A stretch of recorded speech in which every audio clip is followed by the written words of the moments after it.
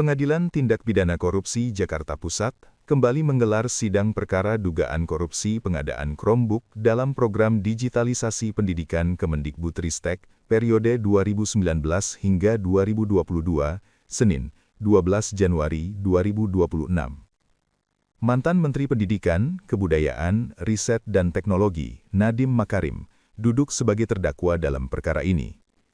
Sidang digelar di Ruang Hatta Ali sekitar pukul 11.16 waktu Indonesia Barat. Seluruh bangku pengunjung yang berjumlah sekitar 70 kursi tampak terisi penuh. Sejumlah figur publik terlihat hadir, di antaranya Christine Hakim, Jajang C. Noer, Mira Lesmana, dan Asmara Abigail.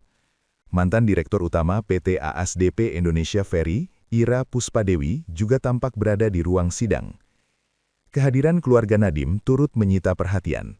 Istri Nadiem, Franka Franklin, serta kedua orang tuanya, Atika Al-Gadri dan Nono Anwar Makarim, terlihat duduk di barisan depan ruang persidangan. Tak hanya itu, puluhan pengemudi ojek online dari Gojek juga memadati ruang sidang. Mereka tampak kompak mengenakan jaket hijau, menandakan solidaritas terhadap pendiri perusahaan tersebut. Nadiem Makarim tiba di ruang persidangan sekitar pukul 11.36 WIB. Kedatangannya disambut sorakan dukungan dari para pengemudi ojek online. Ia kemudian menghampiri bangku depan untuk menyapa orang tuanya serta Ira Puspadewi. Nadiem tampak menyalami dan memeluk orang tuanya sebelum duduk di kursi terdakwa. Sidang kemudian dimulai sekitar pukul 11.40 WIB dengan agenda pembacaan putusan sela. Dalam perkara ini, Nadiem didakwa terlibat dalam dugaan korupsi pengadaan laptop Chromebook dan Chrome Device Management (CDM) dengan nilai kerugian negara yang disebut mencapai sekitar 2,1 triliun rupiah.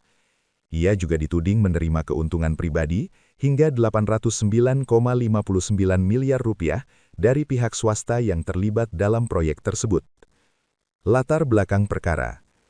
Kasus ini bermula dari program digitalisasi pendidikan di Kemendikbudristek yang melibatkan pengadaan perangkat berbasis Chromebook dan sistem Chrome Device Management pada periode 2019 hingga 2024. Jaksa mendakwa total kerugian negara mencapai 2,1 triliun rupiah. Angka itu terdiri dari dugaan kemahalan harga Chromebook sekitar 1,5 triliun rupiah, serta pengadaan CDM yang dinilai tidak memberikan manfaat optimal senilai 621 miliar rupiah. Nadiem dituding memperkaya diri sendiri dengan menerima aliran dana sekitar 809,59 miliar rupiah dari pihak swasta yang terlibat dalam proyek tersebut. Proses persidangan. Agenda sidang kali ini adalah pembacaan putusan sela atas eksepsi atau nota keberatan yang diajukan pihak Nadiem. Jaksa meminta majelis hakim menolak seluruh eksepsi dan melanjutkan perkara ke tahap pembuktian.